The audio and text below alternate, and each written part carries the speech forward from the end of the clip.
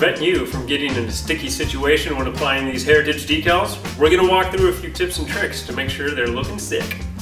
Now that you have your color picked out, it's time to get down to business. Start by removing your existing decals and use a little bit of alcohol to make sure that residue is removed.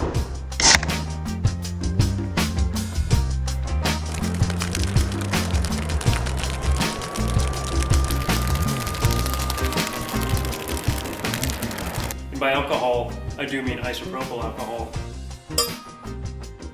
We'll start with the forks, but don't throw anything away. As you'll see on the back, there's a bunch of decals for your rear shocks.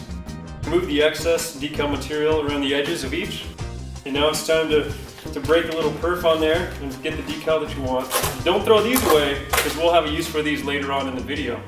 It's just a decal, and this is an instructional video. There's a couple ways to do this, but don't get hung up on the details. If you put the hair in heritage like I do, move it to the side and begin when ready.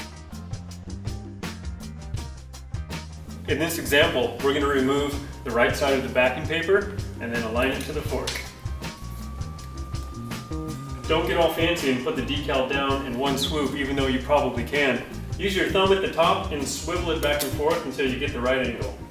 You're going to want to center your decal between here and here. Before applying the rest of the decal and removing this side of the backing sheet, take a step back and make sure that the decal is parallel with the fork. Once you've double checked all angles for accuracy, it's time to commit. Use your fingers wisely, like shown. Up and down, nice and smooth, like a butterfly. Peel the decal up just slightly, get rid of the white backing sheet, and again, be smooth. To prevent any air bubbles from getting trapped in here, keep that up and down butterfly motion going. You want to be smooth. Because of the few complex tapers on the fork, the decal is going to want to bubble. But don't worry, power through, you're the boss.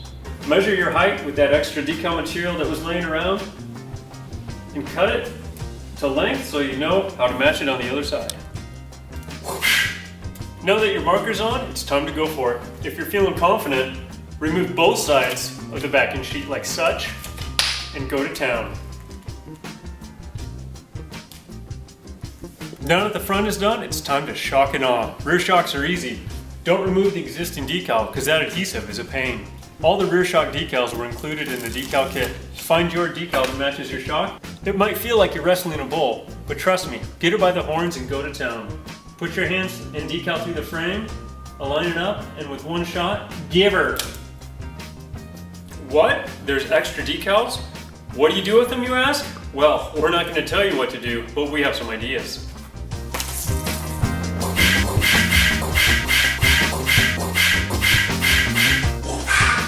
Now that you've had plenty of practice installing decals on your lady's bike, it's time to do yours.